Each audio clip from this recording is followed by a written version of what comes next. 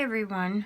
So I have had a lot of people wonder my process on this, and I did do a video and to post to one of my crafter groups, and I did find a couple of them, but I didn't find them all. So I just thought I'd start over again because there are a couple things I tweaked and made a little bit different. They do get different every time or better every time. So we're just going to start with the process of getting the book apart. And then I'll show you how I do reassemble and process of picking papers and making envelopes and how I do that. So I'm going to start with this one. This is actually a book that I am working on for someone, and I started to tear it apart this morning, and I thought, oh, I better wait and do it with you. So first of all, you pick out your book, obviously.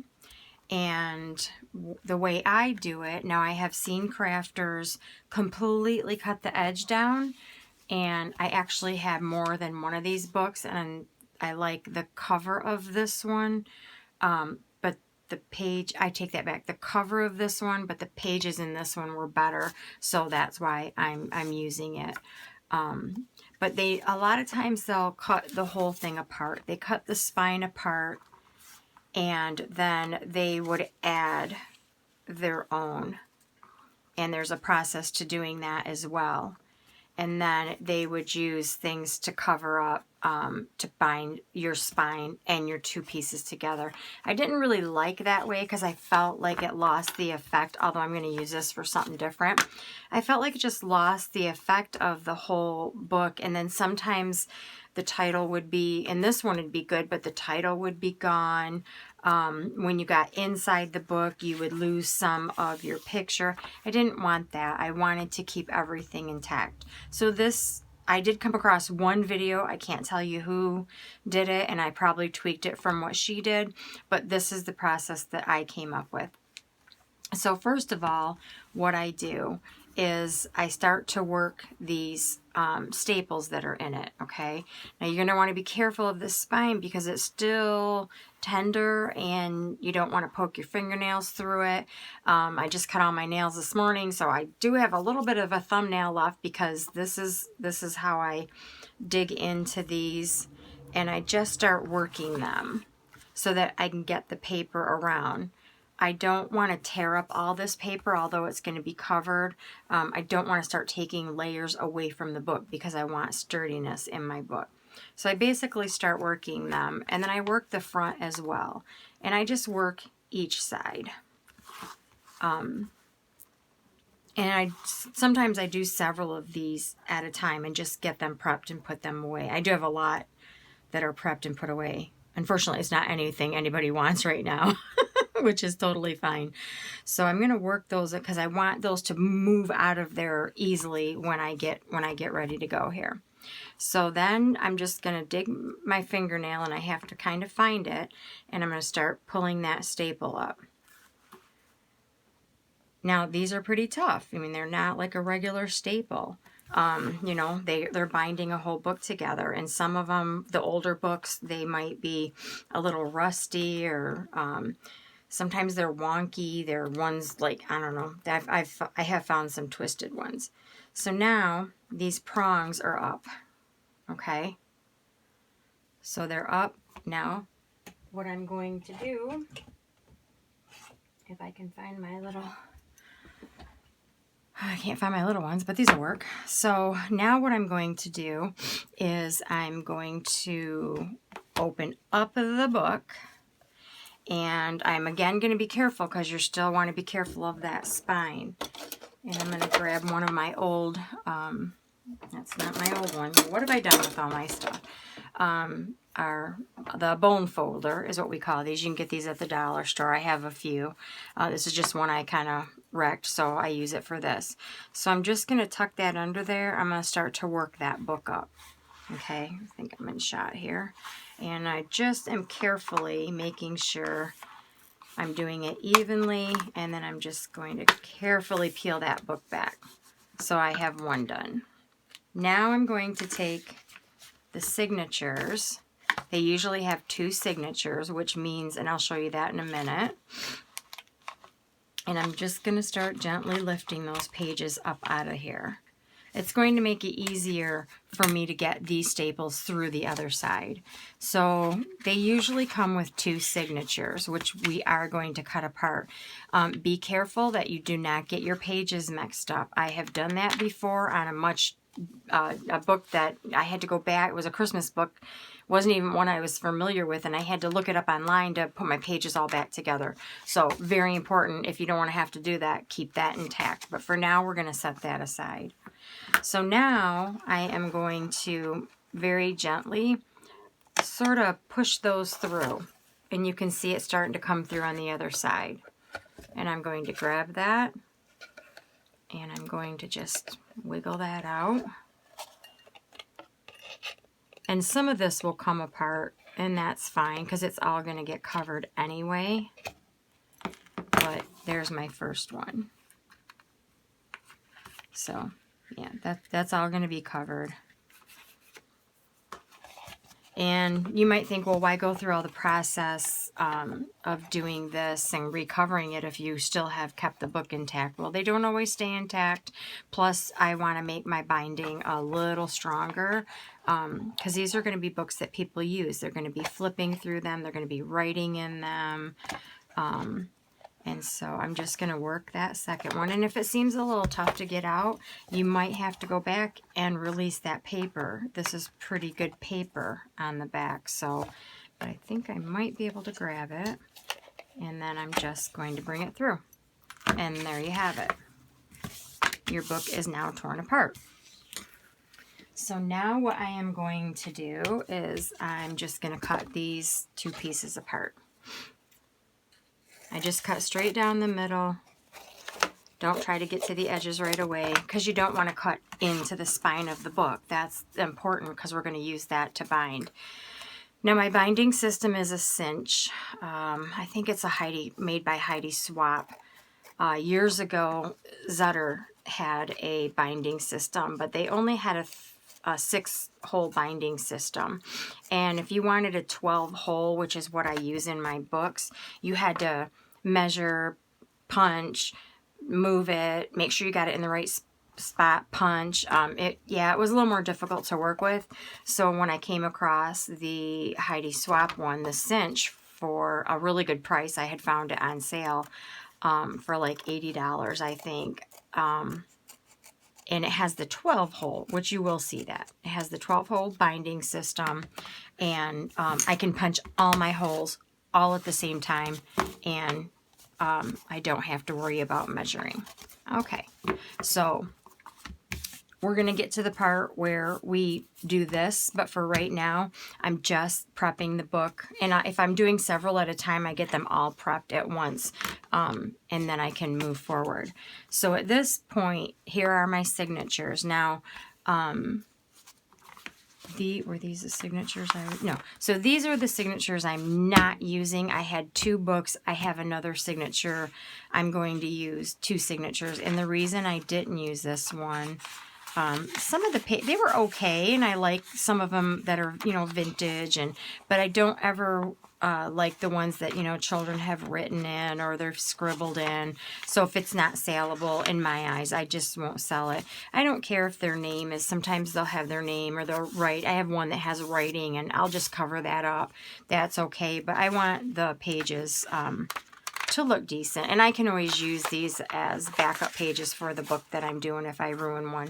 That isn't always the case. It's just one and done, one book, and it is what it is. So let me move these out of the way and grab my signatures. So here are my signatures, and at this point I am going to start picking out the papers. I've not separated the signatures yet, but I'm going to start picking out the papers that I want, and then I'll show you how I cut the signatures down. So I already had in mind some papers that I wanted to use because I've used them before in this journal. I did another Jungle Book. This one's going to be a baby one, but I have done another one. And then I just start picking out papers, and this one was I had in mind. And thank goodness I had enough of them because the papers they complement the book so much. So first of all, I would open my book and I would say pocket. This is going to be a pocket. And for this one, I like this paper. And this is double-sided. I like the double-sided. I will show you when I get ready to make my pockets, the double-sided way. And if you don't have double-sided paper, I'll show you how to make those pockets. So I'm going to say this is going to be A1. And I'm going to mark that. This is going to be A1. And then I'm going to go through, I'm going to continue to go through, and I'm going to say pocket, paper, pocket. Let's see, which one did I pick out for this?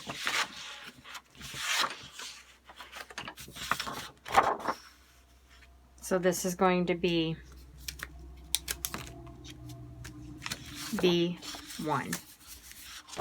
I might switch them around, but for right now, I think that's going to be B1.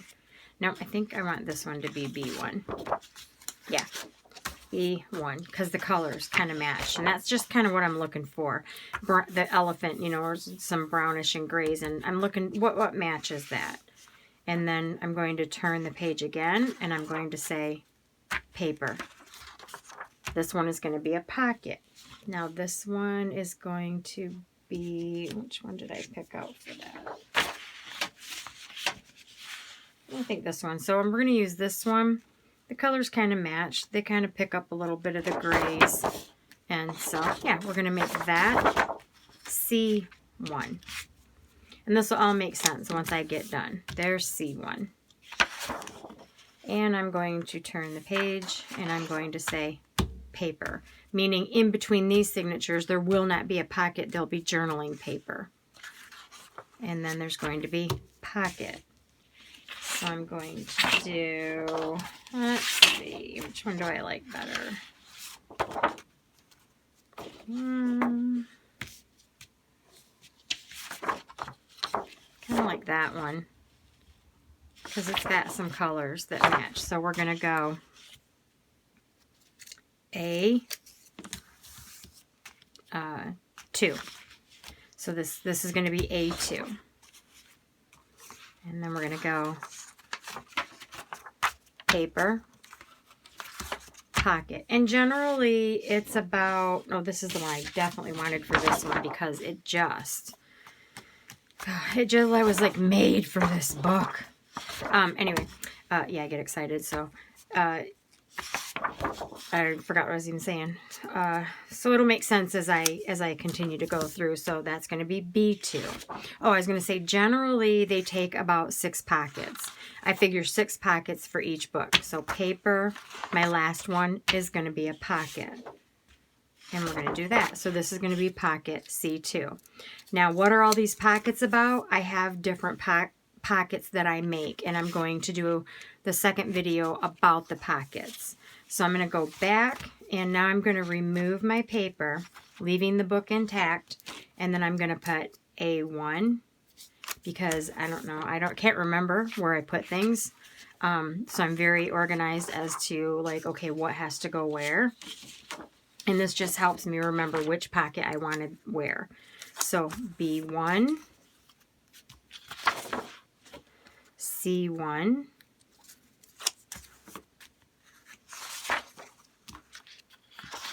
and this is pocket A is basically what I'm saying. So this is going to be pocket A2. This is going to be pocket B2. So I know when I make the pocket, it's going to go in this slot. And my last one is C2. And that's going to be C2. Okay, so now we have that all completed. Our papers are picked out. It's great. I can work on these without having to worry about where they go. When I make the pockets, I'm going to put that little tag right back on it so I know where it goes. But for now, we're going to set those aside. And now we're going to cut our signatures. So cutting your signatures is fairly easy. You're going to want an X-Acto knife or some sort of a blade. This is my good mat. And this mat I got from... It's a self-healing mat, and I think I got it from Dollar General for $5. So I'd rather ruin this one than put too many cuts. I know it's self-healing, but in my brain, it's like, just put another one on top of it and then you'll protect it. So I'm going to turn my book upside down, and I'm going to take the first signature, and I'm going to make sure it stays together. And I'm just going to line this up. I'm going to get my ruler. I suggest a metal ruler. I have a plastic ruler. I don't want to ruin this because this has my my quarters and eighth measurements, and this is a Tim Holtz ruler, so I don't want to ruin that one. I have used these, but and these are used in sewing. I use these for paper cutting as well, but I have been known to slice into the side of that. A metal ruler is really the best, and if you can find one with the cork on the back, that's really what you want to look for. So let me make sure I'm in frame. You want to look for the cork because that's going to hold it tight. So all I do is measure my edges, make sure I have those in there. I'm going to get my, so I have a finger blade. This is called a finger blade. You can, like I said, you can use an X-Acto knife. I have several. I just prefer my finger blade. It's just a really handy tool to work with. Any tool that I've ever bought or purchased, I've done a lot of research and watched a lot of other crafters, and I've never been disappointed when I finally decide to make a purchase. I've never been disappointed in what I have. So as you can see, I have just a little thin line there, and that's all I'm going to take off because this book is going to be the same size since we're using the cinch system as the book. So I don't want to make it super short, but we need to separate these apart. Now I could just cut them one by one, but I don't get a nice clean line. So you're going to have to hold this really, really hard, really stiff. And as you're running through, it's not a one and done. It's a take your time and start up at the top, slice and slice and slice. And just don't lift up on that ruler. If you can see the pressure I'm putting on it, I do not lift up on that ruler. And I can feel it starting to go through. And I'm going to just take my knife. I stuck right here, so I'm going to keep going. And there you go. I don't lift up on this until that paper is separated from each other. So I'm going to set this one upside down over here. I'm going to take my second signature. I'm going to do the same thing. Just get it lined up. I'm going to just take that sliver off the edge there. And if it's not perfect, it's okay. I mean, it should be close, but if it's not perfect, it's okay. You're not gonna notice it once it goes through the cinch system. So I'm just gonna start at the top, drag down. And I'm not putting super hard pressure on the blade per se. It's more keeping that ruler in place. I don't want that to move. I can see it's in, and now it's pulled away. So I have now separated my signatures, and I'm going to turn this one upside down on the original one, and I have kept my book intact. Okay, so there's that part. I'm going to set these aside. Remember, don't get these separated or you're going to have to figure out the whole story, how to get it back together. I'm going to do one more thing, and then I'm going to stop this video for what we're going to do next is we're going to do pockets, but I'm going to show you what I do to cover my edges here. So I can just leave that right there. So I have a lot of books or paper or something just to protect my surfaces. I don't want glue and stuff all over my surfaces. And I'm just going to show you what I use. All right, so this is Scotch, S-C-O-T-C-H, Scotch tape. It's kind of like a not a masking, you know, the duct tape, kind of like that, but it's stronger. It's the strongest. It's not like washi tape. If you're familiar with washi tape, it's a little bit stronger, but to make it even stronger, when I put it on my book, there I have a little process to that. So the first thing I want to do is I want to do the the inside first. I'm going to be wrapping it this way. And there's a reason why I do that. So I basically take a piece that, you know, is about the size of the book. It doesn't have to be perfect because I can trim off those ends. So it is about the size of the book. I just kind of get it ready. I actually get all my pieces ready to go and kind of just put them on the side of my desk so I have one full sweep process. And I'm thinking this is pretty good. So I might do a little more coverage here. So I think 3 pieces is going to be good. 3 pieces is what I'm going to do. Because like I said, I want to make that spine a little sturdier. So the recipient, you know, as they're turning the pages, this just has a little more stability to it. So the first thing I'm going to do is I'm going to get my Scotch glue. I had someone asking me at the craft show what's my favorite glue. So for my favorite glue stick, although I know a lot of crafters use Uhu, it's called U-H-O, I can't remember how it's spelled. You can get it on Amazon, but I have found the Scotch Create glue stick works really well for any of my glue stick projects. Other than that, it's going to be art glitter glue all the way for everything. So what I'm going to do is I'm just going to glue this up. I want to get this glued because it's going to give me extra stability with my Scotch. And don't be stingy, you know, get that glue on there. And then I'm just going to take my Scotch strip. And I went with the gold, and I swoop this stuff up every time I see it because a golden book, you know. You don't see the regular, but you see the golden. And I'm almost putting it like in the crease. If you can see, I'm putting it in the crease of that spine, and that is going to help give it some stability. So I'm just going to make sure that's down. And as Pam from the Paper Outpost says, I'm just using my finger tools. But a lot of times I do get my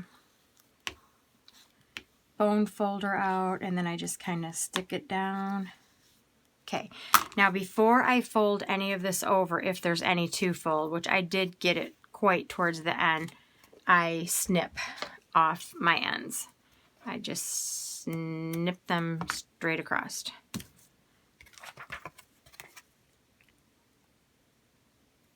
Okay, snip them straight across. Now my next one that I'm going to put on, and I will just let you know that the Scotch tape adheres well to itself most of the time. It just doesn't adhere as well as I like it to adhere to this. So that's why I put the extra here. But what I'm going to do is I'm going to take my second piece and I'm going to put it about here. Hope my head's not in the way. And I'm just going to smooth that down. It does like the paper though, unfortunately. Oh, see, and I didn't quite get it where I wanted. It's a little wonky. It's not a big deal because you can't see it. Once you smooth that out, you really can't see. So you have a minute. So see, I got a little more even that time. And I'm just going to smooth that out. Try to keep it off the paper. It doesn't like the paper. No! Yeah, you don't want that to happen. So let me get the paper out of my way. Doesn't matter. It's going to still stick. So I'm again going to trim my corners. And to me, this is important because if you do it at the end, when all of the paper's wrapped around, you get this big bulk at the end, and I don't like that, and it just doesn't look good. So, God, good gravy. Can't keep it off the paper. Okay. It looks like I got a little bit more at this end. I didn't quite get the way I wanted it, so I'm going to do that again. I hope I'm in camera. Filming's not my forte. I hope I get better as I go along, but All right, so I got that little piece. I'm a little bit of a perfectionist, so I will take the extra minute to get it right. So now before I flip this over, I'm again going to take my glue stick. I'm going to glue this up. I'm not going to be stingy. I'm going to get it some nice glue there and glue it on up. Now, when I fold it, I am going to take it and kind of fold it over onto itself and then bring it around.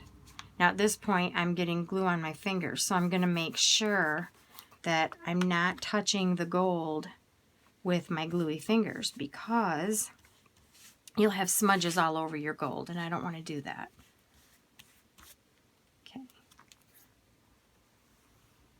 Okay, and another good thing to have handy is some paper towel, because then you can smooth that down and not get it smudgy. Now, I'm probably getting glue on this one. I'm going to get rid of it, or I'm going to at least fold it. I have lots of these books and I'm recycling them. Now I'm again going to take my glue. Now we're on the third strip. I'm going to take my glue. It is a little bit of a process, but I think it's worth it. I think when you get the book, whoever gets the book is going to appreciate that their book's not going to fall apart on them. So, that's just my theory. Now this time, I'm going to come right to the edge, and I'm going to get in that crease again. I want to make that sturdy. There we go. I'm just going to go ahead and grab my paper towel. So this is going to happen to the front and to the back cover. And if it's a little wonky, now's the time to change it, which I see it's a little bit wonky. We're going to try and change that, move that a little bit. Because once it's down, it's going to be down. Okay. Now this is all going to get the holes punched in it with the cinch machine. So, but yeah, we've made a nice sturdy little cover there. It's gonna last a long time. And since I'm doing baby books, I think the people that, you know, get these are gonna appreciate that their children can look at these books when they get older and they aren't gonna be all torn apart. And for some reason, if they were to even 50 years from now come apart, you know, save yourself some Scotch gold tape, right? Just save some tape. Now I'm going to really burnish. I'm going to really get that in there. I'm going to smooth it. And then I'm going to start to smooth this edge, because I made this come to the edge. Now the reason I went from back to front both times, and it's different for every book. It just depends on how my spine is and how much coverage I want to give that. The reason I did that way and then did front to back is I don't want any seams in here. I don't care that there's a little seam in the inside of the book, and once the punches are in there, it's not going to matter. But I don't want that to be in the front. I want it to be as smooth as possible. So yeah, so I'm going to do the second one, and then I'll have that ready to go. My next video, I will show you how to make pockets A, B, and C, and give you some tips on that. And I will show you how I use my cinch machine to get this part done. So yeah, we're on a good start to making a little golden book junk journal. This one's actually going to be a baby book, so but I'll show you junk journal process as well. So thanks everyone. I hope you found this helpful, and I'll see you in the next video. Have a great day.